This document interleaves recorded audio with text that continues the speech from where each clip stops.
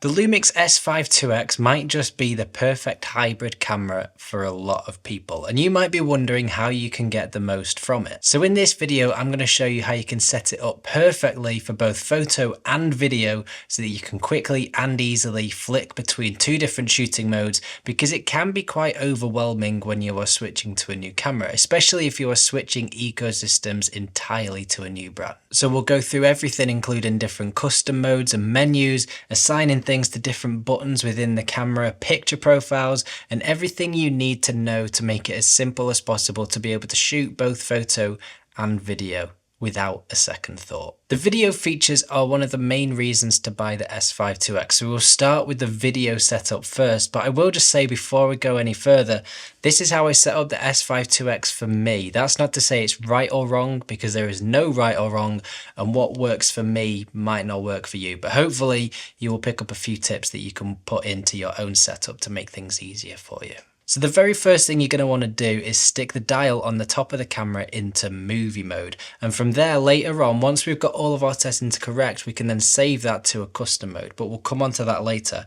But once we're in movie mode, going to hit menu and go straight across to the first menu to exposure mode, and we're going to choose M for manual. So we also have P for program auto, aperture, shutter, and M for manual, which is the one we're going to choose because we want to have full control over all of our settings for video. Then we're going to go down to photo style, and this is just your preference really. I tend to shoot everything in Vlog because that gives you the most dynamic range and it allows you the most movement when you are editing for your colors and things like that. So I'm going to choose Vlog. You might just want to shoot in standard. It is completely down to you, but Vlog gives you the most options later on. While we're on this first page of the menu, we're also going to go down to metering mode, and this is where you can choose how your camera reads the exposure from what it is seeing. So you can read the exposure of the whole frame, for example, but that doesn't tend to be the most accurate because you might have something really bright like this light, and then, oh, my computer's gone off. That's better.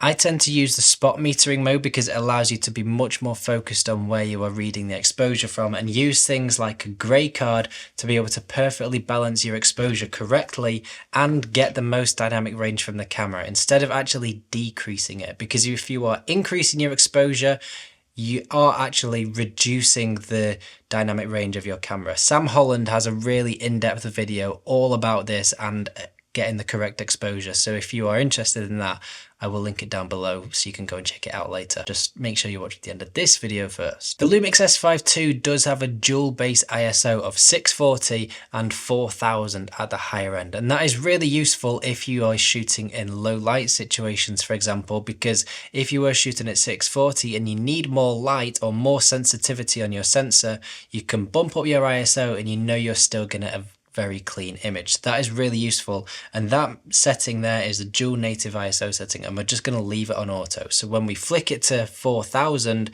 when we're shooting in Vlog, shooting videos, you know you're still going to get your clean image. As we move to the second menu within image quality, we come to SS gain operation, and for this we're going to select shutter angle, and this is really useful when you are filming video because it almost means you haven't got to worry too much about your shutter speed, because when you are shooting video, typically you want your shutter speed to be double your frame rate, and that allows for nice natural motion blur. If your shutter speed is too fast, then you're going to get really choppy images, and it's not to say you won't want that sometimes, because maybe you're shooting something that's really high energy and that shutter speed then can add more impact into that. Or you might want to slow down your shutter speed because maybe you're filming someone that's drunk and they're all blurry eyed, and that is an effect you want to get across on the footage you're shooting. But typically you want to leave your shutter angle at 180 degrees, which gives you that shutter speed of double your frame rate. But what's great about shutter angle is if you were then to switch frame rates, maybe from 25 to 50 frames a second because you wanted to shoot a little bit of slow motion, you don't need to worry about it because your shutter angle is at 180 degrees and the camera is automatically going to figure out the correct shutter speed for you. We're then going to go down into the image format menu, and this is where you can get a little bit more in depth with codecs and the footage that you want to record to the camera. So we're going to choose the file format to be MOV. Now on the S5 IIX you can record in ProRes, and this might be of interest to you if you're filming some big high-end projects and you want that extra data in your files. But for typically the things I do, I'm just going to choose MOV, and the image area of the video we want to be full. If you wanted to record some APS-C footage, you can do, because it might give you that little bit of extra reach, or it's also really good if you are shooting anamorphic lenses as well, because you get a little bit less rolling shutter. Then we're going to go to image quality, and this is where you can choose your recording resolution and your codec. So we have loads and loads of different codecs to choose from. So we've got 6K, 5.9K, 3.3K, 4K, and full HD as well, which might still be of interest to you. For what I want this set up for, I'm going to choose 4K, 25 frames a second, 422, 10i, and that gives me 400 megabits a second. On the S5 II, I use this one, which is 10L, and that gives you 150 megabits a second. So the S5 IIX is capable of recording a lot more information. But what's great about the S5 IIX, as well as all of these added codecs that you get on top of the S5 II, as well as ProRes as well, you can also record straight to an SSD, which is really handy and can actually increase the speed of your workflow, because you don't need to then transfer your footage from SD cards to an SSD to work off. You can record straight to an SSD through the USB-C port, plug that into your computer and crack on with the edit straight away. Now you might have heard being able to film in OpenGate on the S5 II and S5 IIX, and that is brilliant because it gives you much more room to be able to repurpose your videos into different formats. Maybe you want to film a landscape YouTube video, but also be able to get a YouTube short from that. And being able to film in OpenGate is perfect for that, because you film the top and the bottom of the sensor as well as the full width of the sensor. So you get an extra height, meaning you have more room to be able to crop. And if that is of interest to you, you want to select 6K 25, which is right at the top, and the 3:2 aspect ratio. I don't really make a lot of shorts or reels though, so I'm going to stick with 4K 25 frames a second. As we move down into the focus menu, we can select how we want our autofocus to work. And the S5 IIX is capable of tracking humans, human face and eye, and animal and human. Now typically I will leave this on human instead of just face and eye, because that is where Lumix say you get the most reliability from the autofocus system. I never use the face and eye setting because that is included with the human setting. So if you were to walk backwards, for example, it would have a full box around your whole body, but then as you got closer it would still focus on your eyes. So never worry too much about face and eye. Animal and human is obviously useful if you're going to be shooting wildlife, but I'm just going to leave it on human. And continuous autofocus, this one threw me a little bit when I first switched to Lumix, but you want to switch this to mode 2, and you want to make sure that this focus dial is switched to continuous autofocus as well, because when you're shooting video, if it's in mode 1, before you hit record, it's not going to track focus, it's not going to follow you around. And what using continuous autofocus mode 2 means is that it's always going to be tracking you even if you aren't recording. So mode 2, especially when you're filming yourself, is really useful. I'd always just leave it on mode 2. Now we're going to move on to some of the video assist features, because this is one area that for me the S5 IIX shines, because it has features built into this that you tend to get only on the higher end cinema cameras, not of hybrid mirrorless bodies of this price. It is nuts really. So the first thing we're going to go to is the menu, and we're going to go down to the cog and then the monitor and display video setting, and we're going to go to Vlog View Assist, and from here we're going to turn on the monitor on. And what that means is that the image on the back of the LCD monitor on the camera when you are shooting in Vlog is going to show you a Rec 709 image, and that makes it much easier to film because you have a much clearer idea of what the actual image is going to look like. When you're shooting in log, what you're recording is a very grey, flat, unsaturated image with virtually no contrast at all. And when you're looking at that on the back of the camera, because it is so small, even when you're using a bigger monitor as well, to be honest, it is really difficult to be able to get an idea of what your image actually looks like. So being able to view all of that saturation and contrast makes it much easier when you are filming, and you can just switch that on and off here inside the menu, and you can assign that to a custom button as well if you want to, but I'll come on to custom modes and buttons in a little bit. In this menu as well, you have loads more video assist features. If you were filming with an anamorphic lens, for example, you can turn on a de-squeeze so you can view a de-squeezed image, which is really handy. You also have loads of different exposure meters that you can use, so you might choose to turn on your histogram, your grid lines. I tend to leave my histogram off because what I like to use is the luminance spot meter. That's really handy because it means that as well as this spot metering mode that we set up before, we also get another reading that we can move around, and that is really handy because it might help you realize that you need to reduce light in the background or add light into the background. It just gives you extra peace of mind that you are getting the correct exposure. The other assist feature that I find really useful to use is the waveform. So we're going to go down to the monitor display and video page 2, hit WFM or vector scope, and you can choose between your waveform and vector scope. And what that does is it gives you this waveform on the back of your screen that you can move around. You can change the size of it as well, like with that dial there, and you can just position it exactly where you want to. And again, you can assign this to a custom button, which I'll come on to in a little bit. And then one final one that I like to turn on is the red record frame indicator. And this is really handy because there's been so many times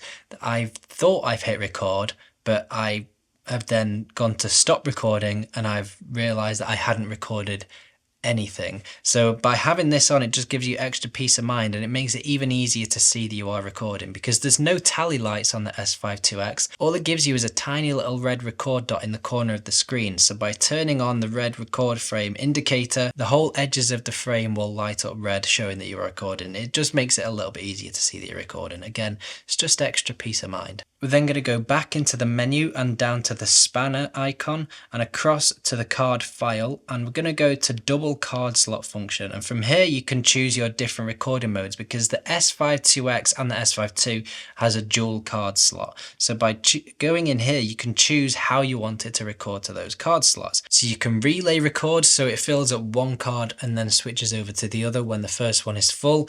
You can backup record so that the exact same thing is recorded to both cards at the same time, or you could allocate one to record photo and video. I leave this on backup record all of the time because I just want that peace of mind that I know I'm not going to lose any footage. You don't know when a card is going to corrupt. You might drop a card and lose it. By having it recorded to both cards at the same time, you know you're always going to have that footage backed up in some way before you get it onto an SSD or something like that. It's nice to just have that peace of mind. And then we're very nearly set up to go and shoot some video. The only other things I would do is I would change my ISO to 640, and I say that because filming in Vlog, your base ISO is 640. I only ever shoot in 640 or 4000 because they are both the dual native ISOs.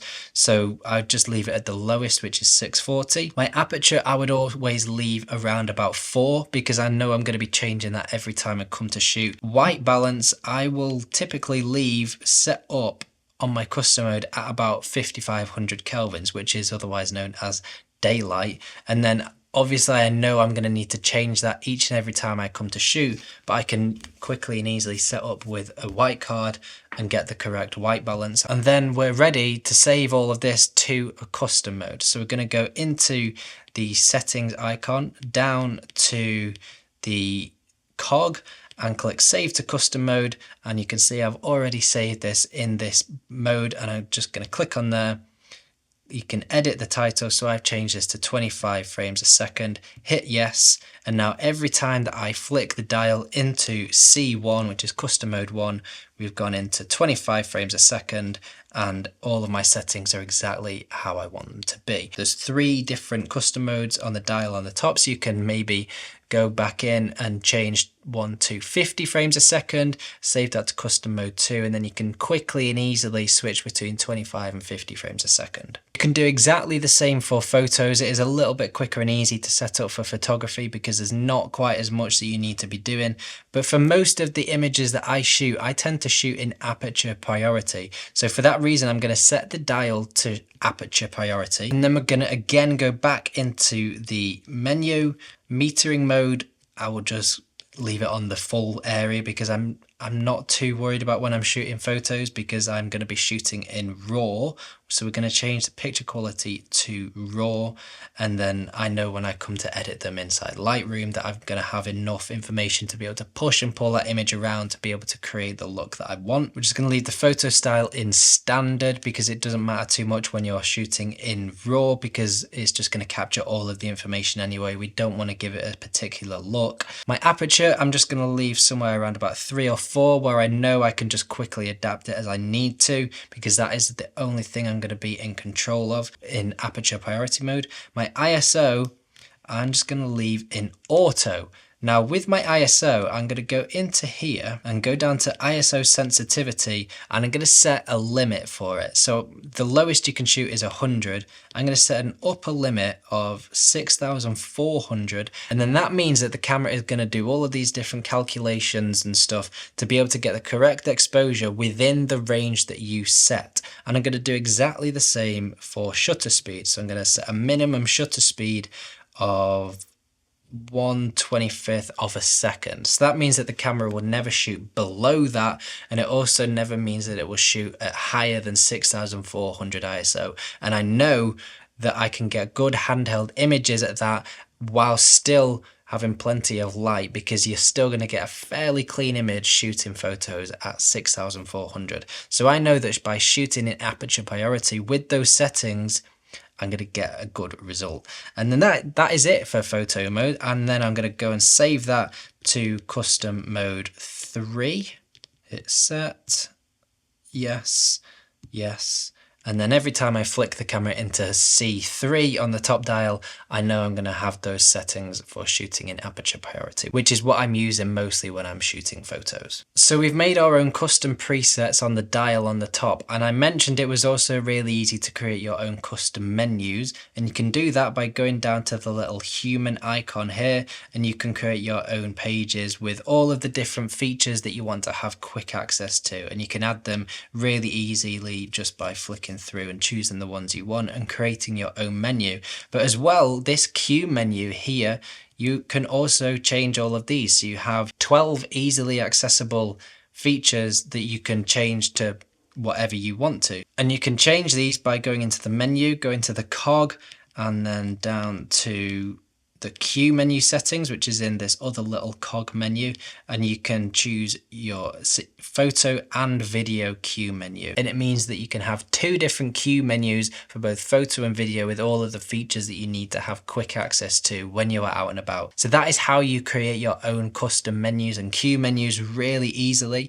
But on top of that, you can also customize the buttons on the camera. And one quick and easy way to do that is to press and hold the button that you want to assign something to. So let's say that you want to assign the top arrow on the D-pad to your monitor assist for when you are shooting in Vlog. So all you want to do is press and hold that button. The menu will appear, and then you can scroll through and find the exact thing that you want to. So we're going to select LUT View Assist Monitor, and then every time that you press that button, it's going to pop on and off that feature. So I have, for example, this little back button is the spirit level on the back of the camera. So every time I press that on and off, it appears. And you can do that for most of the buttons on the camera just by pressing and holding down and choosing the feature that you want assigned to that button.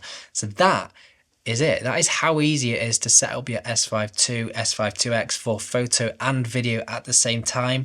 It does take a little bit of time to get everything set up exactly how you want it, but once that is done, you know that you have access to everything you need quickly and easily to be able to go out and shoot without any second thoughts at all. And it's a super customizable camera, which I absolutely love because you know you can get it set up perfectly for the way you like to shoot and not the way someone else likes to shoot, and I love that.